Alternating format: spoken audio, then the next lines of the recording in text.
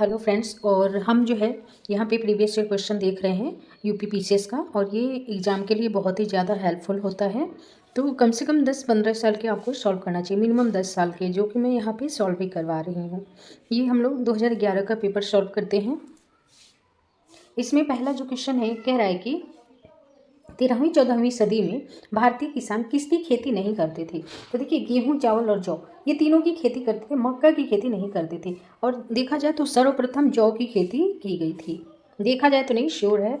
अगला जो क्वेश्चन है ये कह रहा है कि महाभाष्य के लेखक पतंजलि किसके सामयिक थे। तो ये पुष्यमित्र शुंग के जो है सामयिक थे। ये क्वेश्चन कई बार पूछा है, कई बार पूछता है कि जो पतंजलि हैं या जो अष्टाध्यायी के लेखक पाणिनि हैं, ये लोग किसके काल के हैं, किसके सामयिक हैं। तो ये लोग शुंग वंश के काल के हैं।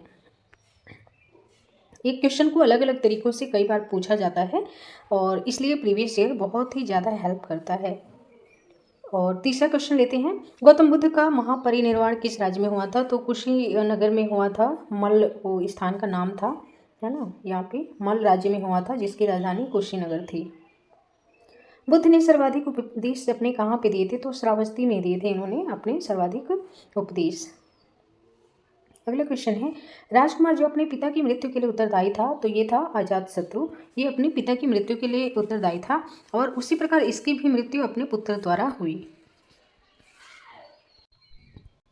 अगला क्वेश्चन है, पहला गुप्त शासक जिसने सिक्के जारी किए वो कौन था। तो पहला गुप्त शासक चंद्रगुप्त प्रथम था, जिसने कि सिक्के जारी किए। इसके काल में जो सिक्के थे उनको रुपयक या रूपक कहा जाता था। अगला जो क्वेश्चन है कह रहा है कि आपको सुमेलित करना है। विक्रम संवत 58 ईसा पूर्व से आरंभ हुआ, और शक संवत 78 ईस्वी से प्रारंभ हुआ। गुप्त काल 319 से आरंभ हुआ, और भारत में मुसलमान शासन का युग 1192 से शुरू हुआ। तो ये चारों ही स्टेटमेंट सही हैं। सही आंसर हो जाएगा डी। यहाँ से क्वेश्चन भी पूछता है, जैसे ऐसा भी क्वेश्चन पूछा है कि इन दोनों का डिफरेंस, या वर्तमान में इसके हिसाब से कौन सा वर्ष चल रहा है, इसके हिसाब से, है ना। तो आप काउंट कर सकते हैं। अगर पूछ दे कि विक्रम संवत के हिसाब से अभी क्या चल रहा है, या शक संवत के हिसाब से, है ना, तो आप इसको कर सकते हैं। अगला क्वेश्चन है, इससे जैसे आपको आइडिया लग जाता है क्वेश्चन के टाइप्स का। अगला क्वेश्चन है, निम्नलिखित सूफी संतों में से कौन एक सर्वप्रथम अजमेर में जाकर के बस गए थे। तो शेख मोइनुद्दीन चिश्ती जो है सर्वप्रथम जाकर के अजमेर में बस गए थे। अगला क्वेश्चन है, निम्नलिखित में से किसने आगरा की स्थापना की थी। वेरी इंपॉर्टेंट है। सिकंदर लोदी ने की थी, और किसकी याद में की थी। उन्होंने अपने मतलब भाई की याद में की थी। सिकंदर लोदी ने किया था, ठीक है। स्थापना किसने की थी, सिकंदर लोदी ने की थी। फिलहाल तो अभी ये जानिए। अगला क्वेश्चन कह रहा है कि कौन सा सुमेलित नहीं है। तो देखिए, जो पहला ही इसमें सही नहीं है। जो कुवल अल इस्लाम है ना, ये दिल्ली में है। बाकी सब सही है। जौनपुर अटाला मस्जिद, मालवा जहाज महल, गुलबर्गा में जामा मस्जिद है। तो जो कुवल अल इस्लाम है वो कहाँ पे है, दिल्ली में है। बहुत से लोग आप में से दिल्ली पढ़ते भी होंगे पर गए नहीं होंगे वहाँ पे। अगला क्वेश्चन है, दिल्ली के किस सुल्तान ने ब्राह्मणों पर भी जजिया लगाया था। तो फिरोज तुगलक ने ब्राह्मणों पर भी जजिया लगाया था। जजिया वाले टॉपिक से बहुत सारा क्वेश्चन आता है। किसने इसे दोबारा लगाया, किसने ख़त्म किया, इस टाइप के क्वेश्चन भी बहुत आते हैं। अगला क्वेश्चन है, 1665 ईस्वी में शिवाजी ने किस मुगल सेना नायक के साथ प्रसिद्ध पुरंदर की संधि की। तो देखिए, जय सिंह के साथ की। देखिए, यहाँ पे आपको क्या कन्फ्यूजन होगा कि किस मुगल सेना नायक। तो ये मुगल सेना नायक तो थे, भले ये हिंदू थे, लेकिन मुगल शासक ने इनको रखा था। यहाँ पर आप देख सकते हैं कि पुरंदर की संधि शिवाजी ने किसके साथ किया, मुगल सेना नायक जय सिंह के साथ में किया था। अगला क्वेश्चन है, निम्नलिखित शासकों में से किसने विदेशों में आधुनिक रीति पर दूतावासों की स्थापना की थी। तो टीपू सुल्तान ने ऐसा किया था। अगला क्वेश्चन है, 1857 की क्रांति के निम्नलिखित नेताओं में से किसका वास्तविक नाम रामचंद्र पांडुरंग था। तो तात्या तोपे जी का नाम था रामचंद्र पांडुरंग। ये भी क्वेश्चन कई बार पूछा जा चुका है। अगला क्वेश्चन है कि इसमें आपको पूछ रहा है कि किसने बंगाल के विभाजन के विरोध में आंदोलन का नेतृत्व किया था। तो सुरेंद्र नाथ बनर्जी ने बंगाल विभाजन के विरुद्ध जो आंदोलन हुआ उसका नेतृत्व किया था, और 16 अक्टूबर को समूचे बंगाल में शोक दिवस के रूप में मनाया गया था। अगला क्वेश्चन है, मैं एक समाजवादी और गणतंत्रवादी हूँ, और मुझे राजाओं और राजकुमारों में विश्वास नहीं है। ये वक्तव्य किसका है। तो ये जवाहरलाल नेहरू का क्या है, कथन है। अगला क्वेश्चन है, निम्नलिखित में से किसने स्वदेशी आंदोलन का नेतृत्व दिल्ली में किया था। तो सैयद हैदर रजा ने स्वदेशी आंदोलन का नेतृत्व दिल्ली में किया था। अगला क्वेश्चन है मित्र मेला संघ को किसने शुरू किया था? तो वी.डी. सावरकर ने मित्र मेला संघ को शुरू किया था। अगला क्वेश्चन है कौन था जो काकोरी खड़गपुर कांड में फांसी से बच गया था? तो ये थे चंद्रशेखर आज़ाद जी। ये जो है काकोरी खड़गपुर कांड से बच गए थे। इनका जो है ना, इन्होंने खुद को ही गोली मारी थी जब ये अंग्रेज़ों से लड़ रहे थे और इनकी बंदूक में एक ही गोली बची थी और चारों तरफ से अंग्रेज़ों ने घेर लिया था इनको। अगला क्वेश्चन है निम्नलिखित में से किसने सभी तीनों गोलमेज सम्मेलनों में भाग लिया था? तो भीमराव अम्बेडकर जी जो है इन्होंने तीनों गोलमेज सम्मेलनों में भाग लिया था। वेरी इंपॉर्टेंट है, कई बार पूछा है। दक्षिण अफ्रीका से वापस लौटने के पश्चात गांधी जी ने अपना प्रथम सफल सत्याग्रह कहाँ पे शुरू किया था? तो चंपारण में शुरू किया था। नेक्स्ट क्वेश्चन है भारतीय राष्ट्रीय कांग्रेस का एकमात्र अधिवेशन जिसे महात्मा गांधी ने संबोधित किया वो कहाँ पे संपन्न हुआ था? तो वो बेलगांव में संपन्न हुआ था 1924 में। अगला क्वेश्चन है किसने भारत छोड़ो आंदोलन के दौरान जेल से फरार होकर भूमिगत गतिविधियों को संगठित किया? तो जयप्रकाश नारायण जी ने ऐसा किया। देखिए जितने भी पुराने स्टूडेंट होंगे उन्हें प्रीवियस ईयर क्वेश्चन का इम्पोर्टेंस तो पता ही होगा, पर जो नए स्टूडेंट हैं आप जो कुछ भी पढ़ रहे हैं तो इससे आपको पता चलता है कि पेपर वास्तव में कैसा होता है। कई बार आप इससे ज़रूरत से ज़्यादा टफ समझ लेते हैं, है ना, और कई बार हल्के में तो नहीं लेते नए स्टूडेंट भी, है ना। तो इससे क्या होता है कि आपको पेपर का आइडिया लग जाता है कि पीसीएस का पेपर कैसा होता है, किस लेवल का होता है, क्वेश्चन कैसे होते हैं, हमारी तैयारी सही दिशा में जा भी रही है कि नहीं, जो हम पढ़ रहे हैं वो उसमें वो कंटेंट है कि नहीं। तो इसमें अगला जो क्वेश्चन है कह रहा है निम्नलिखित को कालक्रमानुसार व्यवस्थित कीजिए और नीचे दिए गए कोड की सहायता से उत्तर चुनिए। देखिए यहाँ पे जो ये क्वेश्चन है तो अगस्त प्रस्ताव आपको पता है कि 1940 में आया था। क्रिप्स मिशन ये आया था आपका 1942 में, और ये मंत्रिमंडल मिशन योजना को ही कैबिनेट मिशन कहते हैं, ये 1946 में आया था, और वॉवेल योजना आई थी 1945 में, है ना। तो आप इसको याद ही कर ले तो क्रम लगा पाएंगे। अगस्त प्रस्ताव 40, क्रिप्स मिशन, वॉवेल और मंत्रिमंडल मिशन।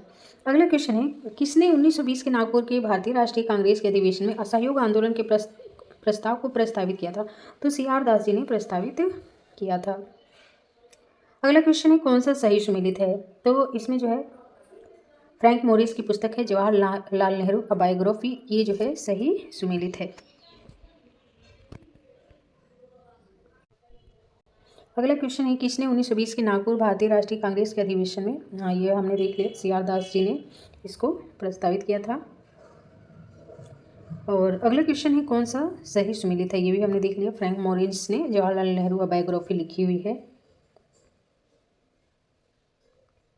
आगे ये भी देख लेते हैं, the life of Mahatma Gandhi, ये दुर्गादास की नहीं है, और दुर्गादास की पुस्तक ये है कि India from Curzon to and after Nehru, ये वाली बुक जो है इनकी है, लुईस फिशर की है the life of Mahatma Gandhi, और डिवाइडेड इंडिया जो है ये है आपकी राजेंद्र प्रसाद जी की। अगला जो क्वेश्चन है आपको इसमें सुमेलित करने के लिए कह रहा है, तो इसमें आपको देखना चाहिए सुपीरियर जो है डुलुथ से संबंधित है, ईरी डेट्राइट से, सॉरी ईरी जो है आपका संबंधित है डेट्राइट से, और मिशिगन जो है वो संबंधित है गैरी से, और ओंटेरियो संबंधित है हैमिल्टन से। इसमें मोस्ट इंपॉर्टेंट जो मुझे लगा सुपीरियर, ओंटेरियो और ईरी भी याद कर सकते हैं, ईरी डेट्राइट से संबंधित है, यहाँ पे देख सकते हैं दिया भी है। अगला क्वेश्चन कह रहा है कि निम्नलिखित में से कौन सा महाराष्ट्र में नहीं है? तो ये क्वेश्चन आपने देखा कई बार पूछ चुका है, मांडव पहाड़ियाँ महाराष्ट्र में नहीं बल्कि गुजरात में है ना। मांडव पहाड़ियों के बारे में कई बार पूछा है। कौन सा गुजरात का बंदरगाह कस्बा नहीं है? तो जामनगर जो है ना ये बंदरगाह कस्बा नहीं है। निम्नलिखित में से कौन सी फसलें जायद में सिंचित क्षेत्रों में उगाई जाती हैं? तो देखिए मूंग और जो उड़द है ना ये जायद की फसलें हैं जो सिंचित क्षेत्रों में उगाई जाती हैं, क्योंकि आपको पता है कि जो चावल है वो जायद की फसल है नहीं, और जो आपका मूंगफली है ये तो गर्मियों में होता है, ये सब भी नहीं है। सही आंसर हो जाएगा बी। भारत में चीनी का सबसे बड़ा उत्पादक कौन है? तो आपको करंट का देखना पड़ेगा कि अभी महाराष्ट्र है या कोई और है, या यूपी हो गया है। अगला है भारत में अति सघन वनों का सर्वाधिक क्षेत्र जिस राज्य में पाया जाता है वो है अरुणाचल प्रदेश।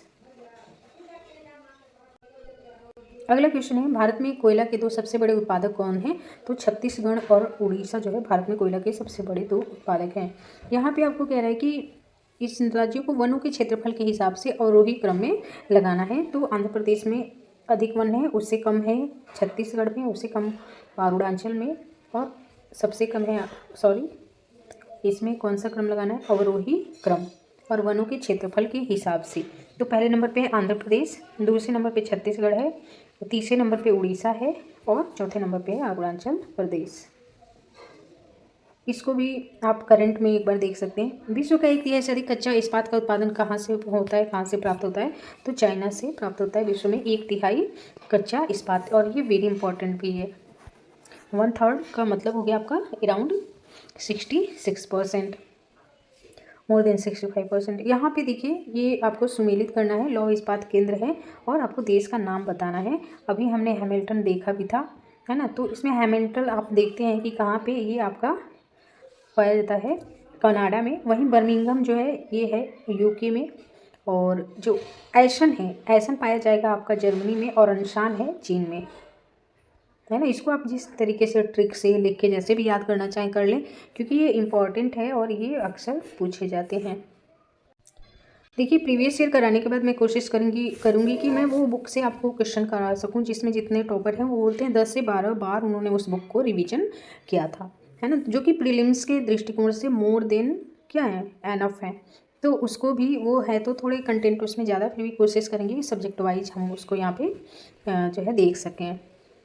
अगला क्वेश्चन है, निम्नलिखित में से कौन सा सही सुमेलित नहीं है, तो कोयाली कहाँ पे है, गुजरात में, नुमालीगढ़ आसम है, मनाली तमिलनाडु में, नागपट्टिनम जो है ये आपका पड़ेगा कि तमिलनाडु में है, केरल या तमिलनाडु ऐसे कन्फ्यूजन हो रहा था। नागपट्टिनम भी कहाँ पे है, तमिलनाडु में ही है। मनाली और नागपट्टिनम ये दोनों कहाँ है, तमिलनाडु में है। अगला क्वेश्चन कह रहा है 2011 की जनगणना के अंतिम आंकड़ों के आधार पर यूपी के निम्नलिखित में से किस जिले में साक्षरता दर उच्चतम है, तो 2011 के अनुसार जो है गाजियाबाद में क्या है, साक्षरता दर उच्चतम है। नेक्स्ट क्वेश्चन है, कह रहा है कि 2011 की जनगणना के अंतिम आंकड़ों के आधार पर उत्तर प्रदेश के बारे में क्या सही नहीं है, तो ये कह रहा है कि इसकी 10 की वृद्धि क्या है, 18.4 है। ये जो है सही नहीं है, क्योंकि यहाँ पे 10 की वृद्धि क्या है, ये जो है 20.9% है, न कि 18% है। अन्य सभी कथन सही हैं। फिर है कि सबसे ज़्यादा मलिन बस्तियाँ जो है कहाँ पे हैं, तो ये आपकी दिल्ली में पाई जाती है। जितना बड़ा शहर उतनी मलिन बस्तियाँ। अगला क्वेश्चन है, पश्चिम एशिया का सर्वाधिक नगरीकृत देश कौन है, तो पश्चिम एशिया का कतर है। नेक्स्ट है, जनगणना के अंतिम आंकड़ों के अनुसार उत्तर प्रदेश के निम्नलिखित जिलों को उनके जनसंख्या आकार के अवरोही क्रम में व्यवस्थित कीजिए। ये क्वेश्चन लगभग हर साल पूछा है। तो इसमें देखिए, जो सबसे ज़्यादा आबादी है वो है इलाहाबाद की है, तो उसके बाद से गाजियाबाद की है, फिर आजमगढ़, और चौथे नंबर पे यहाँ पे लखनऊ की आबादी है ना। टॉप 5 जो जनसंख्या वाले ज़िले हैं यूपी के, आप उन्हें देख सकते हैं। इलाहाबाद पहले नंबर पे है, सेकंड है मुरादाबाद, तीसरा गाजियाबाद, चौथा आजमगढ़, पांचवा लखनऊ। तो आजमगढ़ चूँकि विकल्प में नहीं था, यानी जो लखनऊ जो कि यूपी की राजधानी है, वो देखा जाए तो जनसंख्या के मामले में 5वें स्थान पे है। अगला क्वेश्चन है, 2011 की जनगणना के अंतिम आंकड़ों के अनुसार भारत में न्यूनतम यौन अनुपात कहाँ पे पाया जाता है, तो ये दमन एवं दीव में है, और ये 618 है, बहुत ही कम है ना। स्टेट की बात करें तो स्टेट में आपका हरियाणा में जो है ठीक है, अभी दिल्ली से बेटर है। तो अगला जो क्वेश्चन है, 2001 से 2011 के दौरान निम्नलिखित में से भारत के किस राज्य ने साक्षरता दर में सर्वाधिक वृद्धि की है, तो बिहार ने की है, क्योंकि बिहार में जो साक्षरता थी वो सबसे कम थी, इसलिए बिहार ने इसमें ग्रो भी ज़्यादा किया। अगला जो क्वेश्चन है, कह रहा है कि 2011 की जनगणना के अंतिम आंकड़ों के अनुसार भारत का द्वितीय सर्वाधिक जनसंख्या वाला राज्य कौन है, तो ये है आपका महाराष्ट्र। तो इसमें पूछा कि टॉप 5 आबादी वाले स्टेट भी आप याद कर लें, उत्तर प्रदेश, महाराष्ट्र, बिहार, पश्चिम बंगाल और आंध्र प्रदेश। ये सब ऐसे क्वेश्चन हैं जो हर साल आते हैं, तो आप इसे रटें, लिखें, याद करें, जैसे पॉसिबल हो पढ़ लें। नेक्स्ट क्वेश्चन है, कौन से कथन भारतीय जनगणना 2011 के अंतिम आंकड़ों के अनुसार सत्य हैं। पहला है, लक्षद्वीप में सबसे कम जनसंख्या पाई जाती है, सही है। अगला है, चंडीगढ़ में सर्वाधिक जनसंख्या घनत्व पाया जाता है, जो कि सही नहीं है।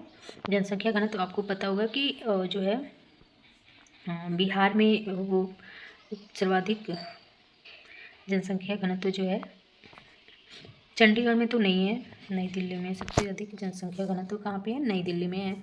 अगला है, अरुणाचल प्रदेश में सबसे कम जनसंख्या घनत्व पाया जाता है, ये बिल्कुल सही है। दादरा नगर हवेली में जनसंख्या की सर्वाधिक 10 की वृद्धि पाई गई है, ये भी सही है। अगला क्वेश्चन है, निम्नलिखित में से किसे संसद को संबोधित करने का अधिकार है, तो भारत के महान्यायवादी को संसद को संबोधित करने का अधिकार है। भारत की संसद के संबंध में कौन सा कथन सही नहीं है? संविधान में एक संसदीय प्रणाली का प्रावधान है, ये तो बिल्कुल सही है। पूछ रहे कौन सा सही नहीं है। अगला क्वेश्चन है, संसद का सर्वप्रमुख कार्य है मंत्रिमंडल का प्रावधान करना। मंत्रिमंडल की सदस्यता निम्न सदन तक है। देखिए ये सही नहीं है। मंत्रिमंडल में जो है किसी भी व्यक्ति को जिसकी प्रधानमंत्री सिफारिश करे तो राष्ट्रपति जो है उसे नियुक्त कर सकता है। हालांकि उसको 6 माह के भीतर लोकसभा या राज्यसभा किसी न किसी की सदस्यता लेनी आवश्यक होती है। अगला क्वेश्चन है, भारतीय संविधान के निम्नलिखित में से किस अनुच्छेद के अंतर्गत विधानसभा को विधान परिषद के सृजन का अधिकार है? तो 169 के तहत विधानसभा को विधान परिषद के सृजन का अधिकार है। नेक्स्ट क्वेश्चन है, नवयुवकों द्वारा 18 वर्ष की आयु पर मताधिकार का पहली बार प्रयोग किस चुनाव में किया गया था? तो 1989 के चुनाव में किया गया था। अगला क्वेश्चन है, भारतीय राजमार्ग प्राधिकरण के वित्त का प्रमुख कौन होता है? तो भारतीय राजमार्ग प्राधिकरण के वित्त का प्रमुख स्रोत कौन होता है? तो ये होता है उपकर। निजी क्षेत्र के साझा कोषों को भारत में कब अनुमति मिली थी? तो 1993 में मिली थी। अगला क्वेश्चन है, स्वामित्व के आधार पर निम्नलिखित में से कौन एक अन्य से भिन्न है? तो कंपनी का ऋण पत्र जो है ये इन सभी से भिन्न है। जीवन बीमा निगम पॉलिसी, बैंक का सावधि जमा, किसान विकास पत्र। अगला क्वेश्चन है, संघ सरकार की 2011-12 के बजट में किसान के लिए बैंक ऋण के समयानुसार भुगतान का प्रभावी ब्याज दर क्या है? तो ये करंट का क्वेश्चन है। मसालों का बागान कहे जाने वाला राज्य कौन सा है? तो ये है केरल। सही आंसर हो जाएगा बी। साख पत्र जो है ये दिया जाता है किसको और किसके द्वारा दिया जाता है? तो साख पत्र जो होता है ना ये दिया जाता है एक आयातकर्ता के द्वारा दिया जाता है साख पत्र। मोडबिट का संबंध किससे है? तो मोडबिट का संबंध है मूल्यवर्धित टैक्स से या कर से। अगला क्वेश्चन है कि कौन माल की आयात हेतु विदेशी विनिमय की स्वीकृति देता है? तो आरबीआई जो है ना किसी भी माल की यानी वस्तुओं के जो है आयात हेतु जो है विदेशी विनिमय को स्वीकृति देता है। अगला है, कौन सा संगठन विदेश व्यापार का संवर्धन करता है? तो MMTC, ECGC, ATC ये सभी क्या करते हैं? विश्व जो है विदेश व्यापार का संवर्धन करते हैं। अगला क्वेश्चन है, आयात की प्रारंभिक प्रक्रिया क्या होती है? तो आयात की प्रारंभिक प्रक्रिया होती है इंडेंट से। आयात की प्रक्रिया किससे प्रारंभ होती है? इंडेंट से प्रारंभ होती है। भारत ने फरवरी 2011 में स्वतंत्र व्यापार नीति समझौता पर किसके साथ में हस्ताक्षर किया था? तो जापान के साथ किया था। करेंट का है लेकिन उपयोगी है। 2011 में भारत ने जापान के साथ स्वतंत्र व्यापार समझौते पर हस्ताक्षर किया था। अगला क्वेश्चन है, हाल ही में भारत ने विस्तृत आर्थिक सहयोग समझौते पर किसके साथ हस्ताक्षर किया? तो ये पूछ रहा है हाल ही में, तो ये हो गया करंट का क्वेश्चन। अगला क्वेश्चन है, निम्नलिखित में से कौन सा सही सुमेलित नहीं है? तो वाष्प के इंजन का जो आविष्कार है वो जेम्स वाट ने किया था और टेलीफोन का जो किया था वो HG वेल्स ने किया था। टेलीविज़न का जॉन लेगी बियर्ड यानी JL बियर्ड ने। जबकि जो पेनिसिलिन की जो खोज है वो अलेक्जेंडर फ्लेमिंग ने की थी, ना कि G.K. पार्किंसंस ने की थी। तो सही आंसर डी हो जाएगा। फिर है कि एक व्यक्ति का पूरा प्रतिबिंब देखने के लिए समतल दर्पण की ऊंचाई कितनी होनी चाहिए मिनिमम? तो व्यक्ति की ऊंचाई की आधी होनी चाहिए मिनिमम। सही आंसर हो जाएगा बी। ब्लैक होल सिद्धांत को किसने प्रतिपादित किया था? कई बार पूछा है। S चंद्रशेखरन ने इसको प्रतिपादित किया था। अगला क्वेश्चन है, नाभिकीय रिएक्टर में किसे मंदक के रूप में प्रयोग किया जाता है? तो भारी जल को या फिर ग्रेफाइट को जो है मंदक के रूप में प्रयोग किया जाता है नाभिकीय रिएक्टरों में। विद्युत बल्ब का जो तंतु है वो बना होता है किससे? टंगस्टन से बना होता है।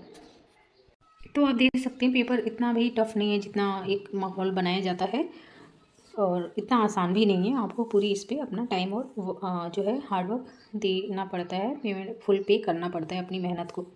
वाहनों में पृष्ठ दर्पण के रूप में किसका प्रयोग किया जाता है? तो देखिए जो आपका उत्तल लेंस होता है वो ढेर सारी चीज़ों को बड़ी बड़ी चीज़ों को एक जगह छोटे में दिखा देता है, इसलिए वहाँ पे उत्तल लेंस का प्रयोग होता है। और कई बार पूछता है कि डॉक्टर जो है किसका प्रयोग करते हैं? तो वो अवतल लेंस का प्रयोग करते हैं जिसमें वो छोटी चीज़ को बड़ा करके देख पाते हैं।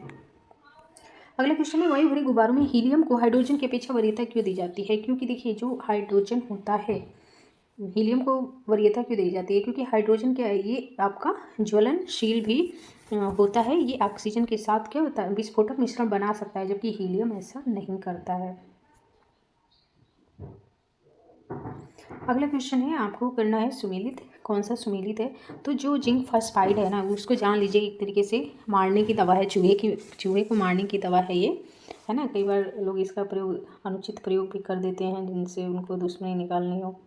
यहाँ पे आपको कह रहा है सुमेलित करिए, तो देखते हैं क्या क्या आपको आता है। ज़रूरी नहीं है चारों आपको आता हो। है ना। तो हम सबसे पहले देख लेते हैं कि सबसे ज़्यादा आप क्या प्रयोग करते होंगे। सोडियम देख लेते हैं। सोडियम क्या है, केरोसिन ऑयल है। जबकि जो मार्फिन है वो एनाल्जेसिक है। बोरिक अम्ल क्या है, तो बोरिक अम्ल है वो है एंटीसेप्टिक। बोरिक अम्ल क्या है, एंटीसेप्टिक है। जबकि जो जर्मन सिल्वर है वो है आपका मिश्र धातु। तो इसमें मेनली आप याद कर सकते हैं कि इसका सोडियम जो कि केरोसिन ऑयल है। इसके अलावा एंटीसेप्टिक के रूप में बोरिक अम्ल है ना, कई बार बोरिक लोशन भी आता है, लगाया होगा आपने कभी। तो इस प्रकार से जैसे आपको आसान लगे। जर्मन सिल्वर क्या है, सिल्वर एक मिश्र धातु है, इस तरीके से। अगला क्वेश्चन है प्रशीतन और खाद्य परिरक्षण में क्या मदद करता है।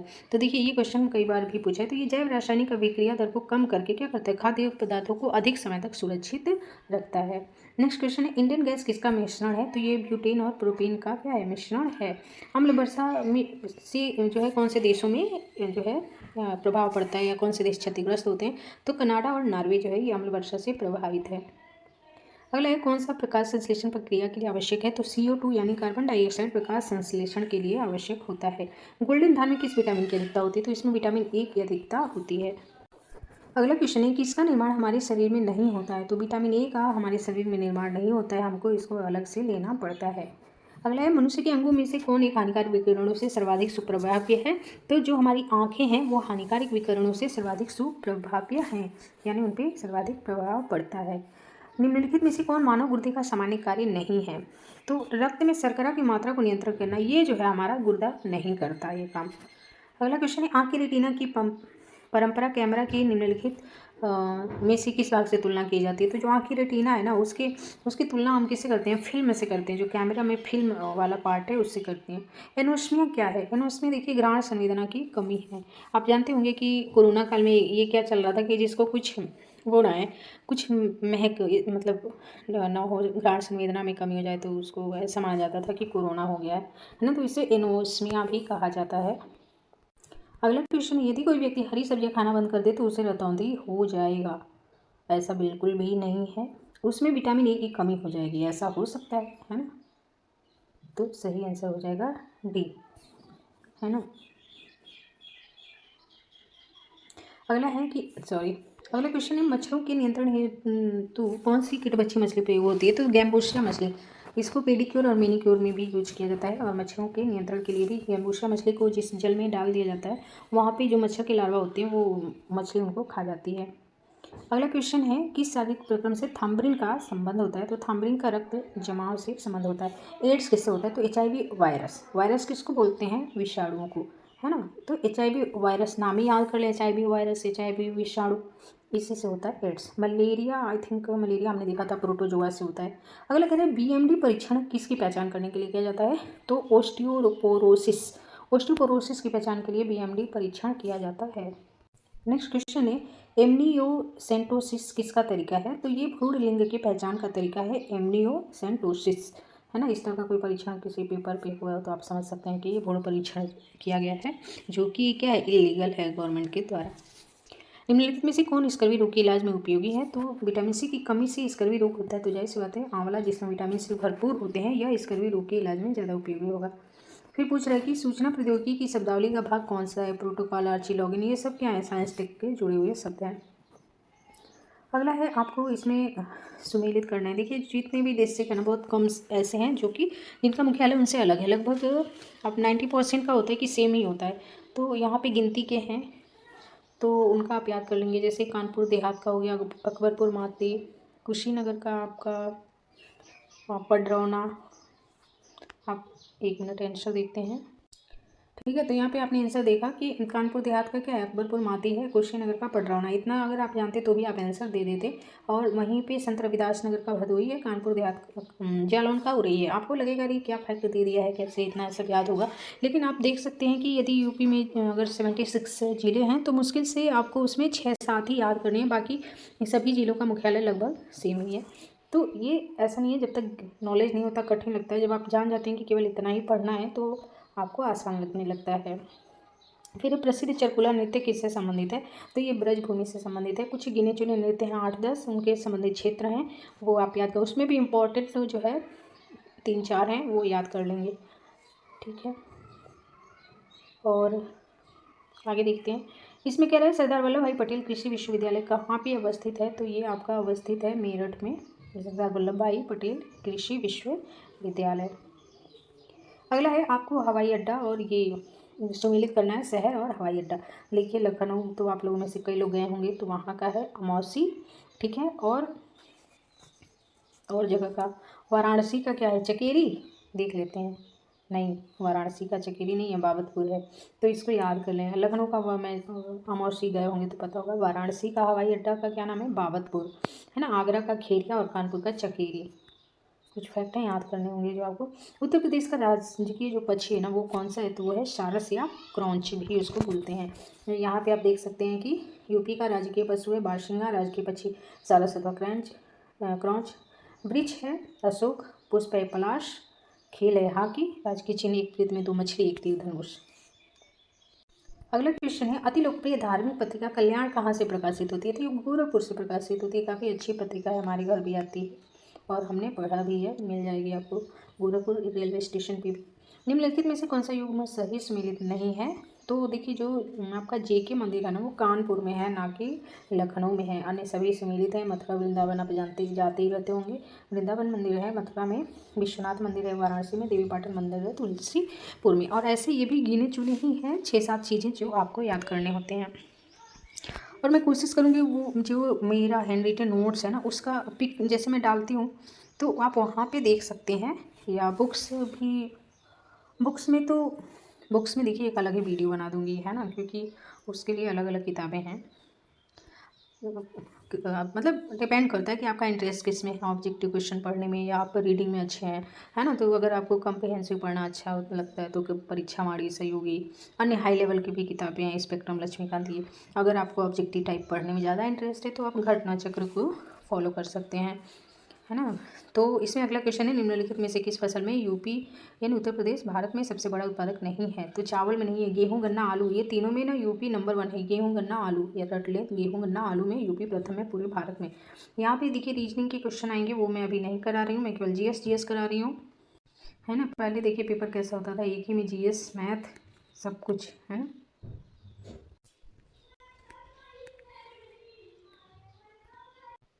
तो आप यहाँ पे भी देख रहे हैं कि ये मैथ और रीजनिंग का क्वेश्चन यहाँ पे पूछ रहा है कि जीएस का क्वेश्चन फिर शुरू हो गया कि कौन एक भारत की सबसे बड़ी सॉफ्टवेयर कंपनी है, तो टीसीएस जो है भारत की सबसे बड़ी सॉफ्टवेयर कंपनी है। ये करंट का भी क्वेश्चन है, मतलब करंट अफेयर का। अगला क्वेश्चन है कि निम्नलिखित में से किसे 2011 का प्रतिष्ठित एबल पुरस्कार, देखिए इसमें करंट में आप देखें कि इस समय एबल पुरस्कार किसको दिया गया 23-24 में। फिर एक कि मानव विकास सूचकांक की दृष्टि से केरल प्रथम स्थान पे है और इसकी बेरोजगारी दर देश में उच्चतम है, तो दोनों सही है और ये इसकी सही व्याख्या नहीं है, ये भी करंट का ही क्वेश्चन है। अगला कह रहा है कि मदर टेरेसा अवार्ड किसको दिया गया, ये भी आप करंट का क्वेश्चन जोड़ के पढ़ेंगे। फिर है कि जो है किस भारतीय राज्य ने हाल ही में विश्व बैंक के साथ $220 मिलियन का समझौता किया, ये भी करंट का क्वेश्चन है क्योंकि ये घटना 2011 की है। फिर करंट का क्वेश्चन कह रहा है विश्व की ग्लोबल डेवलपमेंट फाइनेंस रिपोर्ट 2010 के अनुसार विश्व के 5 सबसे बड़े कर्जदार देश कौन से हैं, उसमें वैसे अमेरिका पहले नंबर पर था, अभी वर्तमान में देखें कि कौन सबसे बड़ा कर्जदार देश है। अगला क्वेश्चन है फरवरी 2011 में India international youth film festival का आयोजन कहाँ हुआ था, ये भी करंट का है। फिर ऑस्कर पुरस्कारों में सर्वश्रेष्ठ फिल्म का पुरस्कार किसको मिला, करंट में आप देखिए, आपको आइडिया लगता है ना कि कहाँ से पढ़ें, करंट क्या इंपॉर्टेंट है। आर्कटिक, ये करंट नहीं है। अंटार्कटिका में तीसरे भारतीय शोध केंद्र की आधारशिला रखी गई, उसका नाम क्या है, तो उसका नाम है भारती। पहले का नाम था गंगोत्री, दूसरे का नाम था मैत्री, तीसरे का नाम है भारती। गंगोत्री, मैत्री, भारती, तीनों याद कर लें, पहला दूसरा तीसरा कोई भी पूछ ले, क्रम ही पूछ ले। अगला क्वेश्चन है द एम्परर, ये करंट का क्वेश्चन है कि ये जो पुस्तक है इसको पुलित्जर पुरस्कार मिला है, तो उस पुस्तक के लेखक कौन है। फिर कह रहा है 18वां राजीव गांधी राष्ट्रीय सद्भावना पुरस्कार किसको दिया गया है, करंट का है। फिर से ही करंट का क्वेश्चन है दक्षेस की प्रथम महिला महासचिव कहाँ की नागरिक हैं, तो मालदीव की हैं, ये करंट है, फिर भी स्टैटिक में काम आ जाएगा। दक्षेस की प्रथम महिला महासचिव, जो सार्क है, दक्षेस है, क्षेत्रीय संगठन है, उसकी प्रथम महिला महासचिव कहाँ की हैं, मालदीव की रही हैं। अगला क्वेश्चन है आईसीसी, ये करंट का, आईसीसी क्रिकेट विश्व कप 2011 में मैन ऑफ द टूर्नामेंट किसने जीता। फिर है करंट का question all England badminton championship 2011 के पुरुष सिकल के खिताब के विजेता कौन है। फिर ऑस्ट्रेलिया ओपन में पुरुष एकल का विजेता कौन था। ये सारे करंट अफेयर के क्वेश्चन है। Azlan Shah cup hockey tournament के लिए, हॉकी टूर्नामेंट 2011 के लिए भारतीय हॉकी टीम के कप्तान कौन थे। फिर से करंट के क्वेश्चन है। 34वें राष्ट्रीय खेलों में किस राज्य ने बैडमिंटन में पुरुष वर्ग में खिताब जीता।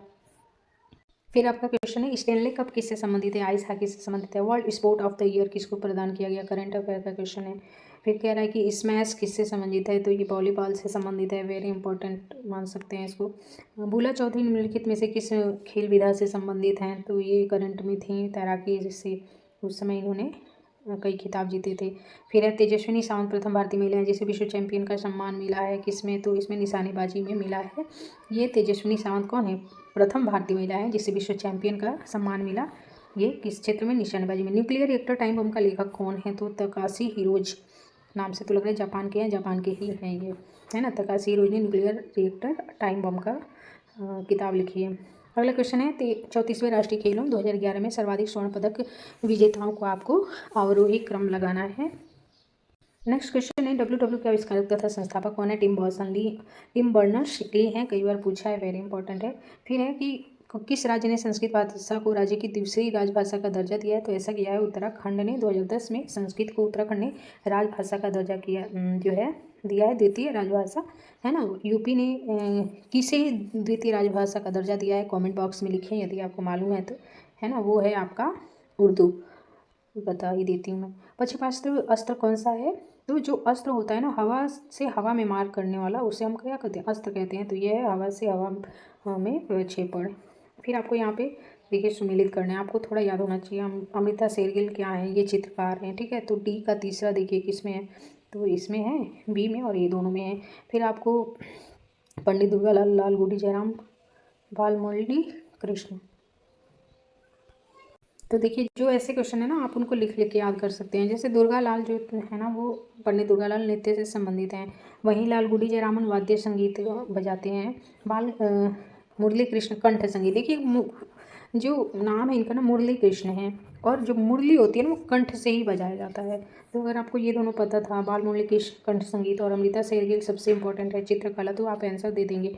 अगला क्वेश्चन है ओणम जो त्यौहार है वो किस राज्य से संबंधित है, तो जो ओणम नामक त्यौहार है ये आपका कहाँ पे मनाया जाता है, महाबली से संबंधित है, और ये दक्षिण भारत में केरला से संबंधित है, केरल से। आतापू का त्यौहार जो है वो किससे संबंधित है, तो आतापू ओणम से ही संबंधित है, ये भी केरल में मनाया जाता है। और आतापू जो है किसको कहते हैं, रंगोली जो बनाई जाती है केरल में उसी को कहते हैं। सन सिटी कहाँ पे अवस्थित है, मोस्ट इंपॉर्टेंट, कई बार पूछा है, दक्षिण अफ्रीका में सन सिटी अवस्थित है। फिर आपको कह रहा है दुग्ध के अग्रणी उत्पादक देशों का अवरोही क्रम क्या है। पहले नंबर पे भारत है, ठीक है, दूसरे पे अमेरिका, ये दोनों याद है तो आप कर ले जाएंगे। तीसरे पे चाइना है। यहाँ पे आपको बताना है कि कौन राष्ट्रीय राजधानी क्षेत्र में सम्मिलित है। तो देखिए पहली बात खुर्जा है, करनाल भी है, रोहतक भी है, अम्बाला नहीं है, तो सही आंसर हो जाएगा डी। अगला क्वेश्चन है कुलगाड़ी ऑस्ट्रेलिया की किस प्रांत में स्थित है। तो देखिए कुलगाड़ी जो है ना ऑस्ट्रेलिया का सोने का खान है, जो वेस्टर्न यानी पश्चिमी ऑस्ट्रेलिया में अवस्थित है। ठुमरी गायिका गिरजा देवी का संबंध किससे है। ठुमरी गायिका गिरजा देवी का संबंध बनारस घराने से है। ठुमरी गायिका गिरजा देवी का संबंध किस घराने से है, तो बनारस घराने से है इनका संबंध। फर्रुखाबाद किस लिए जाना जाता है, वेरी वेरी इंपॉर्टेंट है, ये हाथ की छपाई के लिए जाना जाता है। ये इंडिविजुअल या सुमेलित करने के लिए पूछ सकता है। अगला क्वेश्चन है हरित विकास ग्रीन डेवलपमेंट का लेखक कौन है, तो यह है W.S. एडम्स। और सबसे बड़ी बात कि जब से एग्ज़ाम पोस्टपोन हुआ है, यदि आप बिल्कुल न्यू हैं, जीरो से आपने शुरू किया है, फिर भी आपकी जो है संभावना नहीं जो है 100% संभावना है कि आप इस तैयारी को क्वालिफाई कर सकते हैं। वो भी अगर सही गाइडेंस आपके पास हो तो, है ना। कुछ बुक्स होती हैं, हालांकि आपको बहुत ज़्यादा हार्डवर्क करना पड़ेगा मेंस को लेके। प्रीलिम्स तो ईजिली कर ले जाएंगे, मेंस का भी लेकिन आपको साथ में पढ़ना पड़ेगा। अगला क्वेश्चन है विश्व जल संरक्षण दिवस कब मनाया जाता है, तो ये मनाया जाता है 22 मार्च को, और 22 अप्रैल को विश्व पृथ्वी दिवस मनाया जाता है, ये भी याद रखें। कुछ मोस्ट इंपॉर्टेंट यहाँ पे दिया है, देख लें। 11 जुलाई विश्व जनसंख्या दिवस, 1 दिसंबर एड्स दिवस, है ना। अगला क्वेश्चन है और आज का ये इस पेपर का आखिरी क्वेश्चन है, पेरियार गेम अभयारण्य जो है वो किस लिए प्रसिद्ध है? तो वो जंगली हाथियों के लिए प्रसिद्ध है और ये है आपका केरला में। तो आई होप वीडियो आपको हेल्पफुल होगा। यदि आप कोई भी ऐसा गाइडेंस चाहते हो यूपी पीसीएस के लिए तो आप कमेंट बॉक्स में लिख सकते हैं। बाकी मैं ऐसा सोची हूँ कि इसके लिए बेस्ट बुक्स क्या हैं उसके लिए मैं वीडियो बना भी सकती हूँ सॉरी, या फिर आप टॉपर्स के इंटरव्यू देखें तो वो बुक्स को मेंशन करते भी हैं। मैं एक छोटा सा 3-4 मिनट का वीडियो फिर भी बना दूंगी प्रीलिम्स को फोकस करते हुए, ठीक है। यदि आप ऐसा चाहते हैं कि प्रीलिम्स के लिए बेस्ट बुक की मैं बनाऊं वीडियो तो आप मुझे कमेंट बॉक्स में लिखें। धन्यवाद।